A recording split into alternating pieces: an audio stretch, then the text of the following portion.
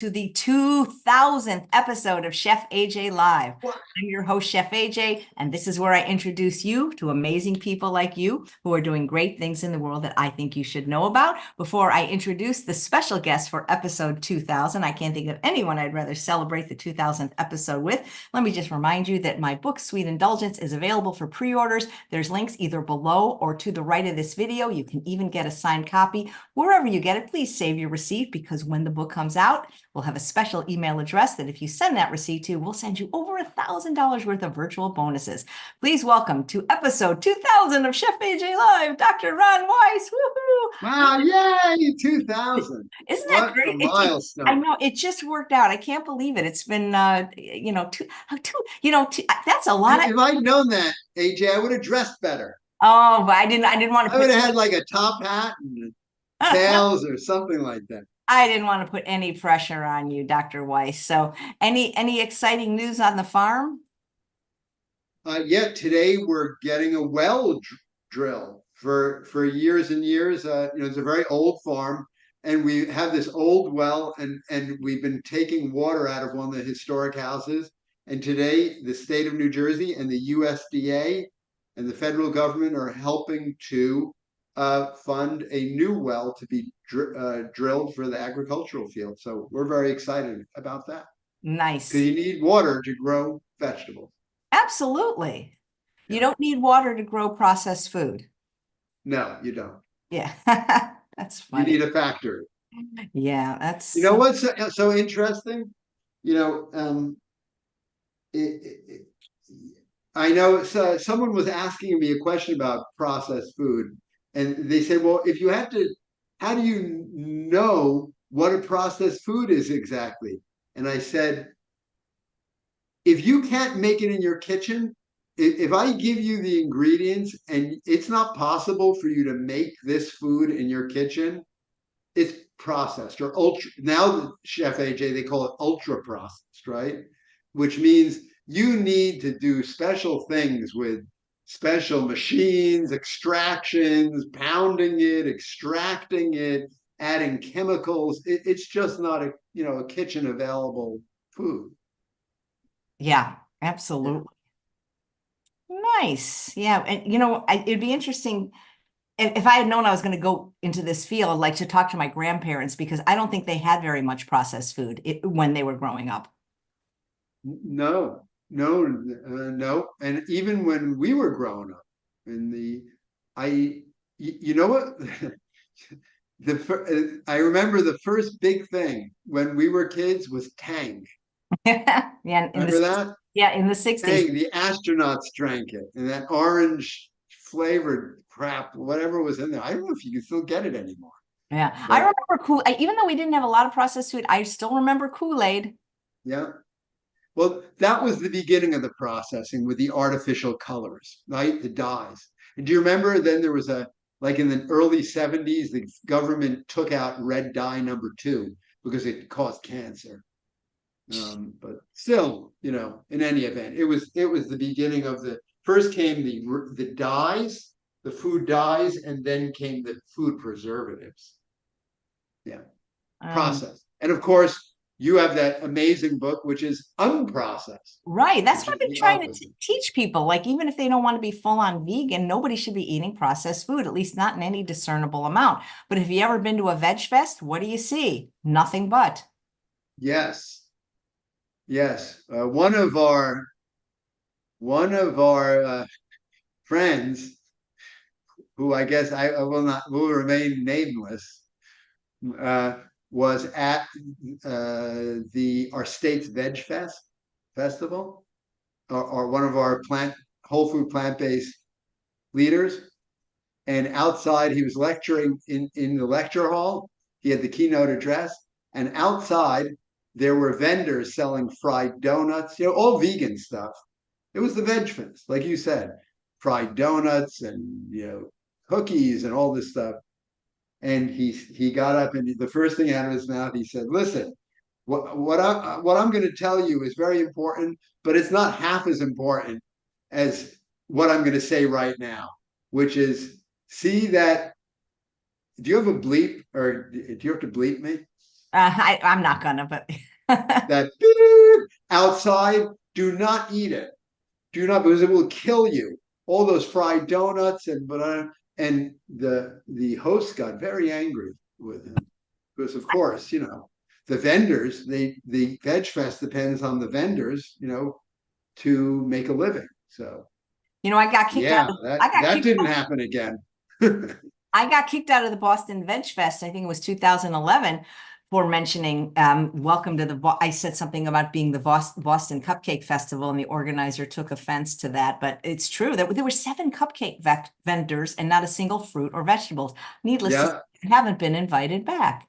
Well, at least you went down in a blaze of glory, AJ. Absolutely. And I don't understand it because they have the doctors that are speaking, like Esselson and Greger. They're not promoting these processed foods, but God forbid we speak out against it. And it's like, how do you feel about that? Because, a lot of times I'm very surprised that I was given the award by the North American Vegetarian Society into the Vegan Hall of Fame because, I get people that are like in the ethical vegan space that say I make it so much harder for people to become vegan because, they need these foods for transition. But I don't see people like going from the standard American diet to the junk food vegan diet to a healthy diet. I did that because I had a disease, but I feel like it just keeps all the cravings alive for all the junk food. It's not the lack of the egg. And quite frankly, I think it could make them worse because, I mean, as far as human health, I'd rather a patient eat like a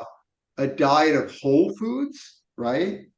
For health reasons, like a chicken breast, but a lot of without the skin on it, with eat a plant forward diet, right?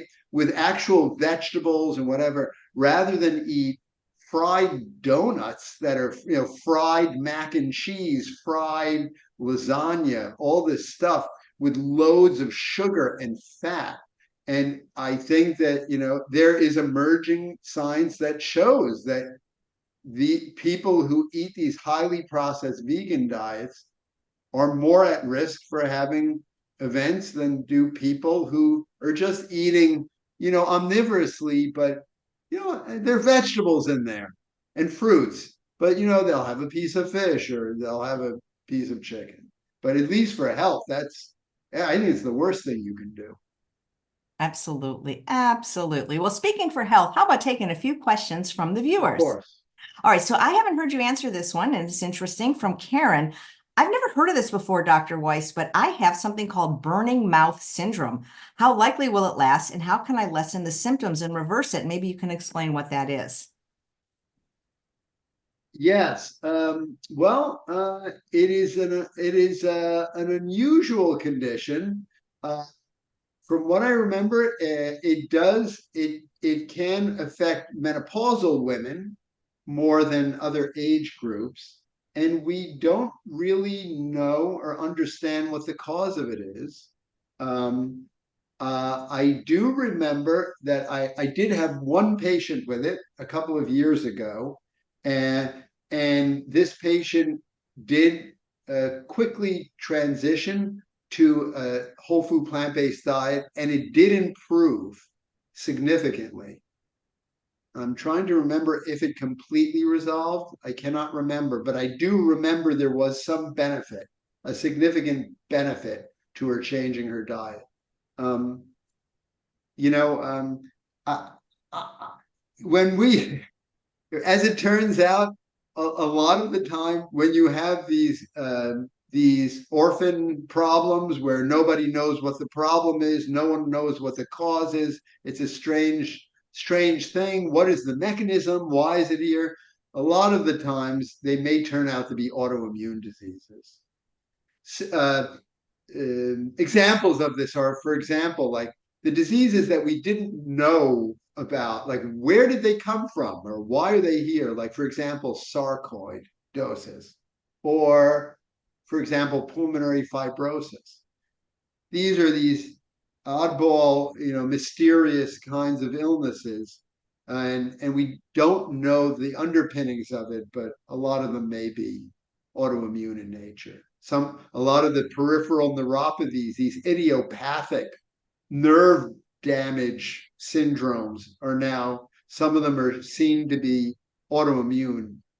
So what I would say is the best treatment for autoimmune conditions overall is a whole food plant-based diet.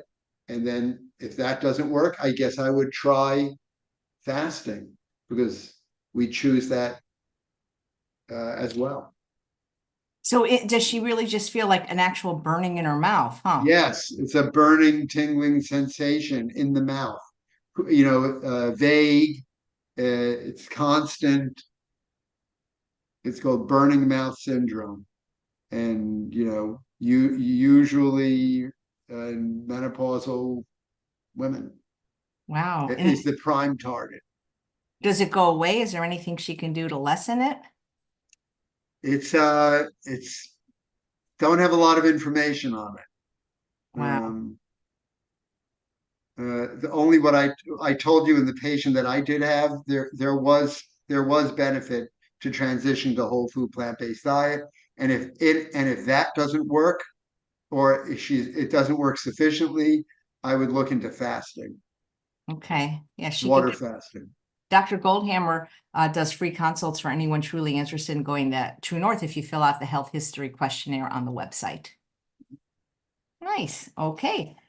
Thank you. What's the next question? This is from Renee. Dr. Weiss, I'm in the process of having cataracts removed and I felt wiped out by the anesthesia. Is there something I can do to mitigate this other than just to get through it and beyond it? I thought for cataracts, they just do a local and it's like not a general. Uh, generally, that's true. They don't put people under general anesthesia, you know. So I don't, they give them local anesthesia. So, and I've never heard that comment before of people who were affected systemically from the local anesthesia from cataracts. Um, so I don't know. My advice would be to check with your ophthalmologist and just clarify, because I don't suspect you should have a problem. I mean, look, you can have side effects from any kind of drug that's given to you, even a localized drug, but it's not something I've ever experienced with patients before. Patients do have a lot of, getting systemic general anesthesia can cause, a lot of symptoms, but not with this. I would clarify with the ophthalmologist. Okay. All right. Thanks. If you're watching, Renee, maybe follow up and tell us if you did have general or a local.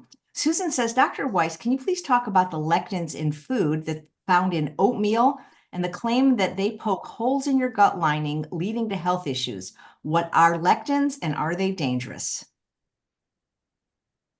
Yeah. So lectins are molecules that are found in food. Um, there was and I think this topic was brought to the fore and to the general knowledge of the public by a man whose name is Gundry. He says he's a medical doctor and he wrote a book. I'm blanking on the name of the book, but Gundry, Gundry. Not that you should buy this book, but it's a best-selling, as a matter of fact. And he talks about the danger of these lectins and how they can take apart your health and your immune system and how they create havoc. However, it's not an evidence-based book. If you want to read a critique of his work, you can go to nutritionfacts.org, and Dr. Greger has at least one video on lectins, and you will find out everything you need to know about them. And he discredits all this lectin theory that Dr. Gundry proposes. And spoiler alert, from what I understand, Dr. Gundry also in the book proposes that you buy supplements to deal with this and he sells them for this lectin problem. So the most famous, and by the way, Colin Campbell, our great, one of the great leaders of our movement. Also, I remember when Dr. Gundry's book came out, he wrote a editorial or an essay discrediting his work from a nutritional standpoint.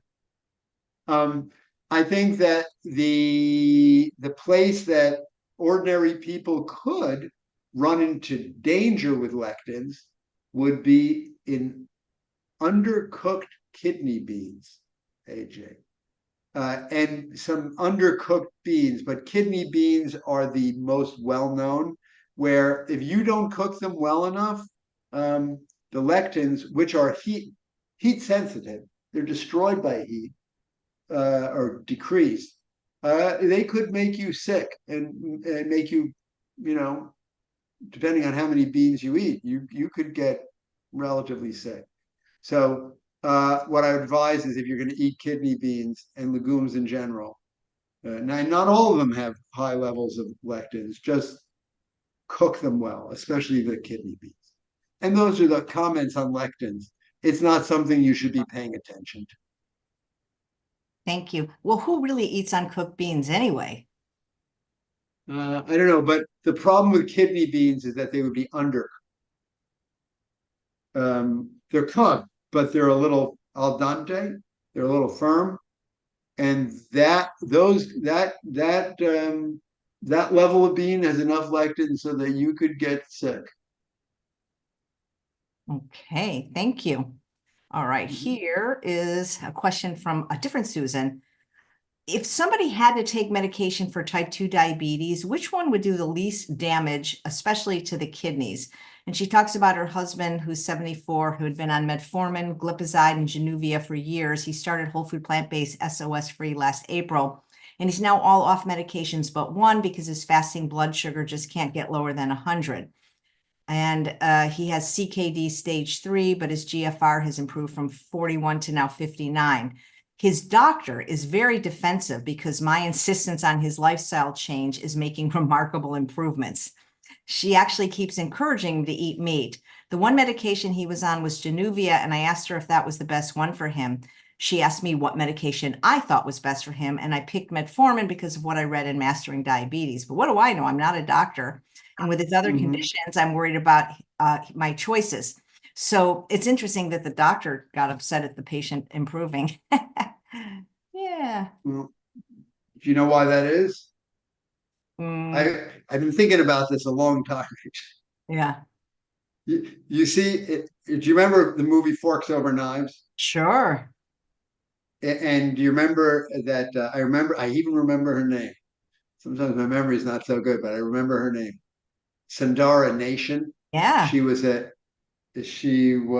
woman who was being coached by the Esselstyns, by Ann Esselstyn, and she had diabetes.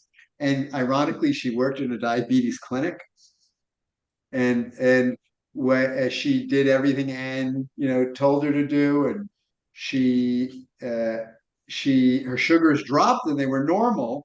And when she went back to her doctor in the diabetes clinic where she worked, the doctor became angry when she asked if she should go off the medicines. And I remember actually her lines in the movie.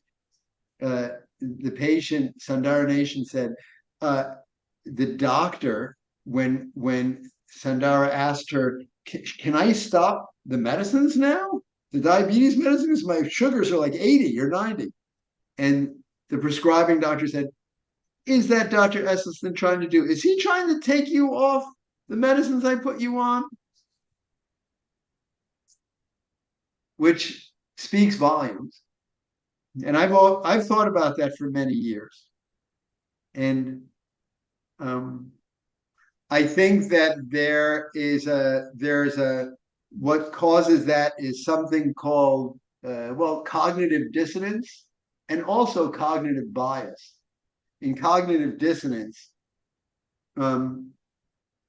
you know, you're torn between two polar opposites, where you know, for example, the physician knows that eating vegetables and fruits, I mean, who doesn't know that eating healthy is good for you, right? Who doesn't know that eating vegetables and fruits are good? However, um, you know, that would fix this patient with the diabetes and lower sugar, but at the same time, you know, it interferes with the doctor's professional domain, right? Because it undermines the doctor professionally, that, you know, you were coming to me all this time and I was giving these medications, and now you went and did this yourself, and it disempowers the doctor. So that probably doesn't make them feel good. And then the other thing is that there's cognitive bias. So it oftentimes, like, it, and a doctor said this, doctors, you know, who do not eat plant-based, they, if they're eating chicken and hot dogs and hamburgers and fish and non-plant-based foods, well, they can't get behind a patient and advise a patient and who's doing this if they themselves can't do it. And, you know, that's cognitive bias. They're biased towards their own behaviors. So I just wanted to say, I thought about this for a long time, these situations, because we often see this with physicians where, despite, but not all the time, a lot of especially nowadays with the rising tide of whole food plant-based eating, I see more and more patients getting doctors, conventional doctors, applauding the patients and getting behind their efforts. So I think this patient's doctor may be in the minority now, at least from what I can tell in the community. But in any event, so here's the thing. Yeah, there are all kinds of drugs now, and they're inventing new ones as the days pass. AJ, drugs for diabetes, drugs that are used for kidney problems in diabetics, and that have been shown to benefit the patient in other ways other than just lowering the blood sugar. And Jardiance, otherwise known as empagliflozin, which is what this patient is taking, is one of them. There was a major study that showed that empagliflozin or Jardiance in people who are eating hamburgers, you know, and an omnivorous regular diet will help to prevent heart failure and heart disease in patients who are taking it. And so now every cardiologist, every primary care doctor, everyone who is treating diabetics, they want you to be on this Jardiance, because we know that heart disease and heart failure is a major complication, right, of getting diabetes. So they're not recommending it only for the blood sugars anymore. It's a prophylactic thing that they're giving it for the heart problems.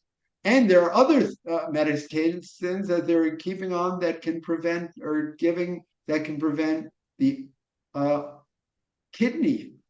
chronic kidney disease that patients take. A new one was just started on one of my patients by the nephrologist who has tenuous, the other day that I saw, that has tenuous kidney function. The bottom line is this. At the end of the day, in my heart, I know nothing can do better than eating whole plant foods. I mean, if you think about it, this Jardiance, the way it works is it lowers your blood sugars by forcing glucose out through your kidney and having your kidney dump it into the urine against your kidney's better judgment. Your kidneys are supposed to keep back sugar, right? It's not something that's supposed to be dumped into the bloodstream, and this causes it to be forcefully dumped into the bloodstream. And then people get very high sugar levels in their urine. Sometimes this causes a problem because it attracts infections of the urine, and it gets complicated. And the other thing to remember is, unfortunately, when they did this study for empagliflozin or Jardiance, which helps to lower the degree of heart problems in diabetics, I don't think, correct me someone if I'm wrong, but there probably were not a significant contingent of plant-based eaters in the study, of people eating whole plant foods. So we don't know what would have happened with them. So if this patient is a whole food plant-based eater, it's difficult sometimes to infer conclusions from a study that was done on people who have regular lifestyles and regular omnivorous standard American diets to someone who's eating plant-based whole foods. So the bottom line is that I would for this one patient, if you're doing fantastically, the patient didn't say what their kidney function, what their GFR is, did they? Mm, Or where the patient is located? okay, let me look. Let me look. Could have been. I think they might have said their GFR. I filed it away, but hold on. And for those who are listening, GFR is glomerular filtration rate. It's the calculation that shows what your kidney capacity is. And of course, unfortunately, in diabetes, Yes, yeah. She declining said, kidneys are. right. She said that his GFR has improved from 41 to 59. Oh my God. So people, and 60, you don't even have to, you don't even have to go to the nephrologist anymore. So that's an amazing improvement. Um, so the bottom line is that I applaud what you've done. I would keep doing it. Um, and perhaps if your doctor doesn't support what you are doing because of the reasons I laid out at the beginning of this question, you may want to get a plant-based diet doctor who understands you, a lifestyle medicine doctor. Where's this patient from? Oh, they didn't say. Yeah, you can go to plantrition.org. They have lists of, you can go, and there are doctors in every state now. You can look them up wherever you are. Look up a doctor in your state and you'll find them, and they'll understand what you're doing and they'll carry you farther. But yeah, as long as the patient's doing well, I don't get involved with this. Nice. Thanks. So Anne would like to know, is it reason, what? Yeah, is it reasonable to think I could get off Eliquis if a 2-week cardiac monitor shows no AFib after being diagnosed with AFib a year ago and undergoing an ablation last November? The ablation showed I had a lot of scarring in my left atrium. My 2-week cardiac monitor this past February showed no signs of AFib. I am to repeat the monitor in August and will see the electrophysiologist in September to review the results. I have no other health issues, normal blood pressure, weight, 77 years old, active, and show no symptoms of AFib except on EKG. Whole food plant-based, very little salt, sugar, and no oil. Yeah. So this is an excellent question. For those of you who are not familiar with the atrial fibrillation, it's it is, I don't know, is it at epidemic levels? The incidence of atrial fibrillation has been rising tremendously since I was a medical student. No one exactly seems to know why. Chef AJ, do you think it could be lifestyle? Do you think it could be, Or just better testing or more testing? yeah, it's something. It's something, but all these problems didn't exist when I was a medical student, and now they do. It's rising. Um, I will say that I'm not sure it's the testing thing, Chef AJ, because usually people who go into uh, they're not screened. People who have AFib, when someone goes into atrial fibrillation, which is a disruption of your normal heart rhythm, they all of a sudden, almost all the time, become symptomatic, where you feel palpitations, you feel something is wrong, you feel shortness of breath, you're feeling, oh my God, something is not right. And then they go to the doctor. So, and then once they go to the doctor and the doctor does an EKG and sees, oh my God, this person's heart is irregular, that's when the treatment begins, as it should, because it can be dangerous. I mean, people, and the reason why it's dangerous is twofold. Atrial fibrillation can be sometimes uncontrolled in its rate, in its heart rate. It can be going way too fast. And your heart rate, I've seen people go 200 beats a minute in atrial fibrillation. It's possible. And that makes people feel very badly. And your heart just can't keep going like that forever. The other problem is that if it's intermittent, or ongoing, atrial fibrillation can cause, the great worry is that it causes blood clots, because the atrium is fibrillating, it's quivering, and it's not contracting decidedly like the heart chamber should. Pump, pump. It's kind of like quivering like that. And when the chambers of the heart quiver, the atria quiver, blood starts to pool there. And then when blood is pooling, it can form into a clot. And then that clot can shoot out of your heart into your brain. You can have a stroke, and that would be very bad. So that's why this young lady has been put on Eliquis. Eliquis is a blood thinner, and this is a common thing now. In the old days, it was always Coumadin or warfarin. These days, it can be Eliquis or other more modern blood thinners. And the blood thinner does nothing to prevent the atrial fibrillation, stop it, change it. But in case in case the patient goes in and out of the atrial fibrillation, like sometimes her heart will be in a normal rhythm, then it will change back.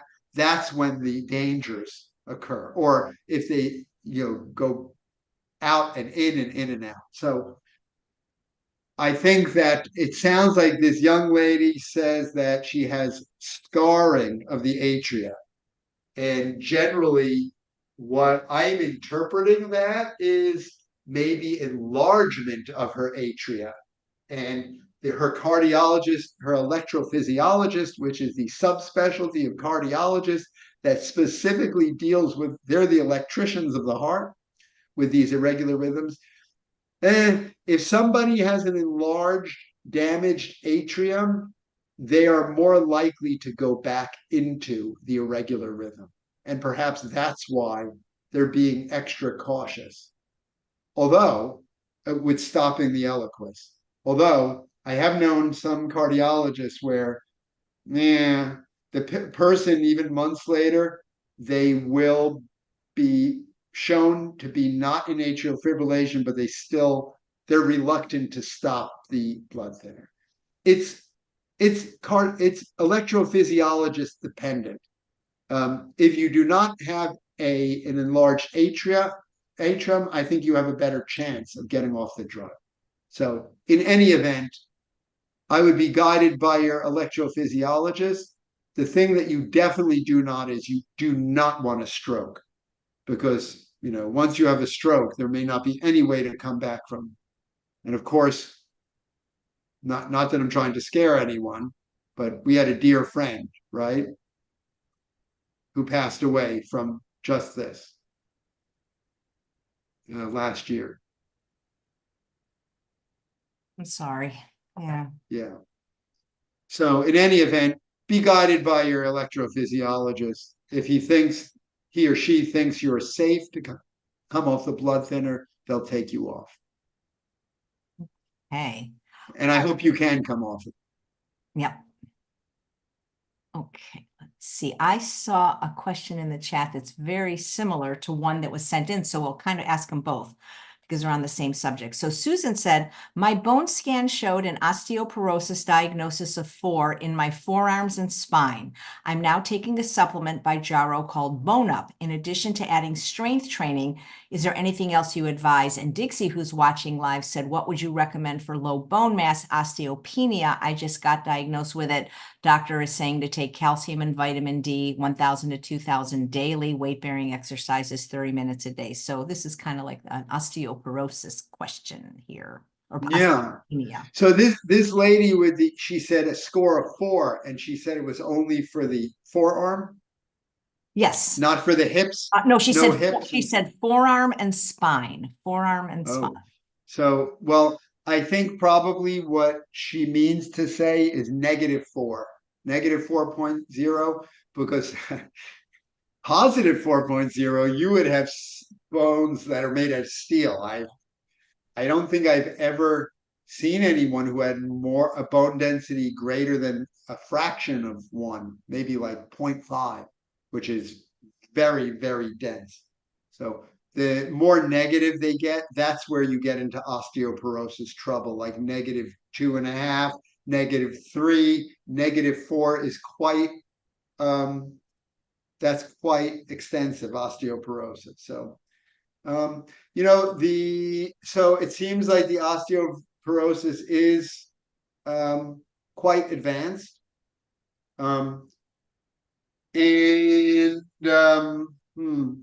There's a lot to unpackage here. And let me see if I can try and organize it for the listeners. There is a wonderful, again, I draw on Dr. Greger quite often because he has such a wonderful a format of education.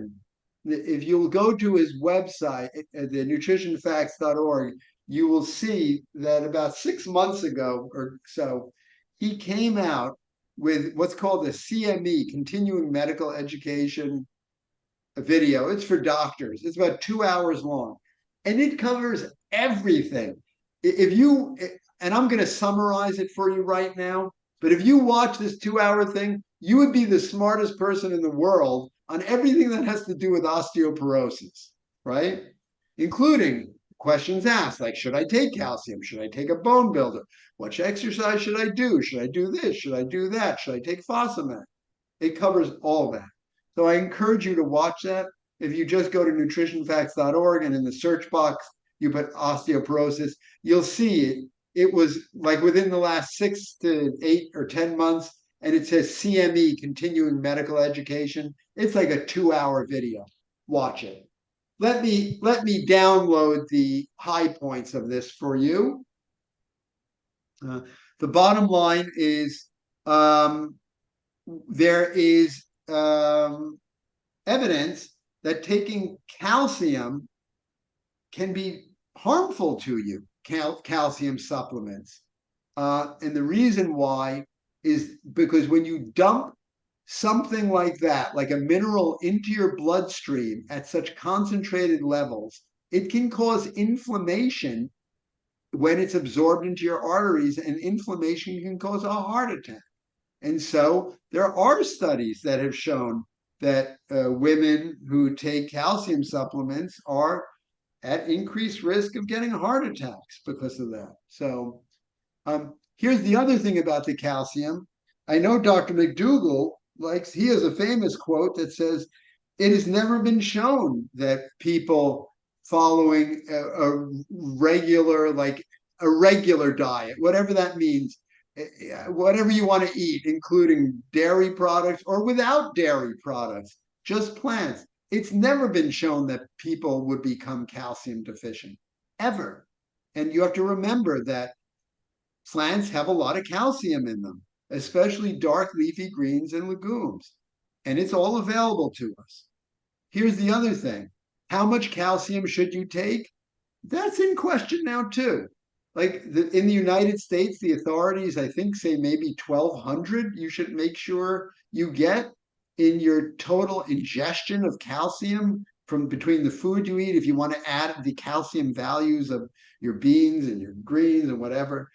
In the European Union, they have a they're not that high. I think their goal is 700 something. So we don't even know whether it's important for you to get 1200. In any event, I've never had a problem with any of my patients just eating whole plant foods. And as long as you concentrate on legumes and the dark leafy greens, you will get enough calcium. Period. What else can I say? I do think that's important from my experience, and there are other doctors who think this too. And I don't want to wade into this too far. AJ, where do you get your protein from, Chef AJ? From You get people asked that question all the time, right? for People don't 47 understand. 47 years. People don't believe plants have protein. Like when you go to these kind of restaurants that are more salad bar or poke bowl and you order, your rice and your veggies or whatever they make, and they go, well, do you want any protein with that? And I'm like, I there know, is but believe it or not, I have noticed that some of our whole food plant-based, I hate to say this, they're protein deficient. really okay. Yeah, some people who are not eating, if you're not careful about structuring your plant-based diet, as if we want to go on a building project, as we get older, if you get into our category like you and me, right? We're in our 60s, we want to maintain muscle mass, right? We don't want to get sarcopenia or osteopenia. Sarco means muscle, penia means poor or deficiency, or osteopenia, that's the level, the category before more severe osteoporosis. And it's thought that you need a certain amount of protein in order to have these maintenance and building programs proceed. And I've arrived at a level of about 60 grams of protein a day. And when we, in our practice here, when we've analyzed many women's protein intake, it falls well short of that, Chef AJ. Sometimes it's short of 40 grams a day. And what I've also noticed is that when we encourage them to hit that mark of 60, and when they do the necessary exercises, and we make sure they take vitamin D 2,000 units a day, they do build their bones. Their T scores reverse. I've generally noticed that in all of the patients when their DEXA scores are repeated. So it's the important exercises, and I'll get to that in a moment. It's the eating of protein and calcium, at least 60 grams a day. And spoiler alert, the foods that have the most protein in it, the category in our diets, they're legumes, right? Legumes have a lot, they're packed with protein. And Dr. McDougall would love that because they're starches, right? So you can eat your starch in a legume, and you can get your protein too. So and then broccoli has a lot of protein too, and so does kale, but you'd have to eat larger volumes of them. So, and they all have the calcium. So you don't need any other supplements other than that. You don't need calcium or bone builders. You just don't need anything. You just have to concentrate on the food. I personally would take vitamin D. In fact, Dr. Gregor in that presentation I told you about does go over vitamin D data. And if I remember correctly, there is data that shows there is a sweet point for taking vitamin D dosages to help prevent falls as we get older and to maintain muscle mass. And that would be about 2,000 units of vitamin D a day. And when my patients do that, I've noticed that they maintain a blood vitamin D level, 25 hydroxy vitamin D, of in the high 30s or about 40 on average, probably about 40s, which is fine with me. The exercise, it's jumping. It's jumping. And we either have our patients do squat jumps if they're able to, squatting, jumping up in the air, landing in a squat, and doing it again 10 times with maybe 10 seconds in between each squat jump. I like doing it on the floor, on a firm surface, but not concrete, maybe wood, without cushiony shoes, so the vibrations can travel through your bones and build your bones. Um, Jump rope is excellent, and you'll see in this Dr. Greger video, they actually had a study which showed that women who hop, or like what you do in a jump rope, hop for I think it was 50 times on one leg, increased after 6 months the bone density of that hip. So you can jump rope; it's the same thing. Jump rope on 2 feet, 1 foot. Do it for a few minutes. So I think those are two great exercises for this lady who has. She also has radius problems. So the radius is the forearm bone. We don't usually, it's not common to check the bone density of the wrist or the radius bone. I get it. I guess why they do it, because women and older people can fall down, especially women, and break their wrists. So this woman is at risk for doing that if she falls. And you will find out from Dr. Greger's video that the most important thing that you can do is not to prevent the fractures, is in fact to prevent falling. So make sure that your balance is good. If you do not have excellent balance, to work on your balance with your doctor. There's many ways you can do that with physical therapy, certain exercises, like those jump squats I talked about. They're excellent for balance. They're Bosu balls, standing on 1 foot. There are all kinds of good balance exercises. And for this particular patient with the weakened wrist bones, building grip strength would help with that. So, for example, that's why I always have this bar just hanging from a bar, or you don't even have to do pull-ups, AJ. If you just hang and let yourself hang as long as you can, and if you do that multiple times a day, and you have to build up to it, that builds the grip strength, and then those muscles will build the wrist and the forearm bones. I'm sure you can do a lot of other things too to build those bones. So altogether, in summary, you don't need supplements except for the vitamin D I would take.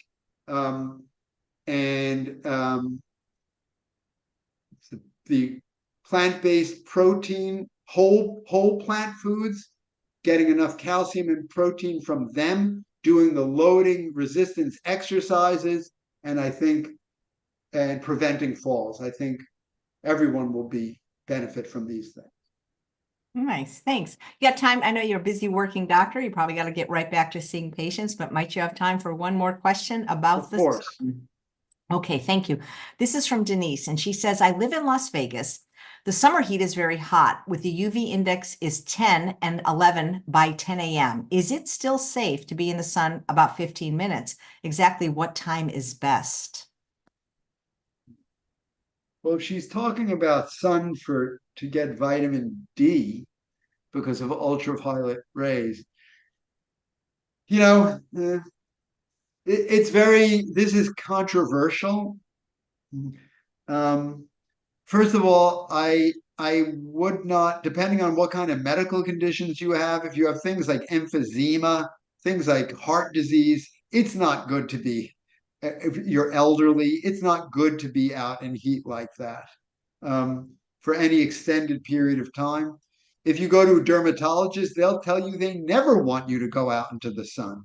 If you go to the American Academy of Dermatology website, on the homepage, sun is a class 1 carcinogen.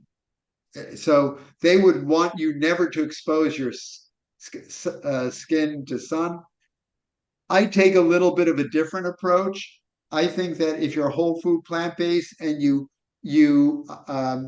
I think that if you eat a high-level whole food plant-based diet, you have a lot of polyphenols and a lot of lycopene, a lot of carotenoids floating around in your blood. These things have been shown to act as internal sunblock to prevent ionizing radiation from causing DNA damage that causes cancer. And I think if you're doing this, I think you should go out every day a little bit. It only has to be for 10 minutes with as much skin exposed as possible, as long as you don't have pre-malignant lesions or a history of malignant lesions. And if you do, I would avoid the sun. So if you've been to your dermatologist and they say, what is this? This is from sun damage. I need to remove this. You need to come in for a skin check because I need to check you for melanomas. You had a basal cell or a squamous cell. Those people, I just tell them to wear clothes, a hat like you're wearing, a wide brim hat, and just take your vitamin D. The reason why this lady is asking for all of the listeners out there is because vitamin D is made naturally by our skin when ultraviolet rays shine on the skin. And it is important for us to have vitamin D, and that's why this lady's asking. Of course, with climate change and increasing temperatures in the West, like Las Vegas or Arizona, or it's 125 degrees. I think your priority is not the sun at this point. It's staying safe from these temperatures. Yeah. Yeah. Well, gosh, thanks. We got other questions, pancreatic enzymes, fecal transplants, but hopefully you can catch those next month. It would be my delight. Great. Thanks. Thank you for having me on this auspicious occasion. Thank you so much. Number 2000. Number 2000. Yay. All right. Thanks so much, Dr. Weiss. It's always a pleasure talking to you. Pleasure's mine. Thank you. And thanks all of you for the great questions that you send in and for watching another episode of Chef AJ Live. Please come back a bit earlier tomorrow at 9 a.m. Pacific time for a brand new show called Ditch the Diet with dietitian Deepa. That's a mouthful. She's going to be talking about unleashing the power of lentils for weight loss. But before I let you go, Dr. Weiss, do you want to mention Farm Days? Is it too soon for people to register? Oh, I would. No, it's not. So we have an amazing Farm Days festival, which is in September. Thank you for reminding us, Chef AJ. And of course, Chef AJ will be one of the guests of honors there, along with Dr. Goldhammer and other amazing people who are very well known in the fields of agriculture, organic regenerative agriculture, food, the environment, lifestyle medicine. So you can go to our website, ethosfarmtohealth.org, ethosfarmtohealth.org. And if you go there on the homepage, you'll see information about Farm Days Festival. I encourage everyone to do it. It's an amazing and unique event in the world. There's not another one that I know of. And it takes place here on this historic 300-year-old farm. Nice. Now, is that the number? That's the number 2 or the word 20? Because I'll get the link for the show now. Ethos Farm 2, TO Health.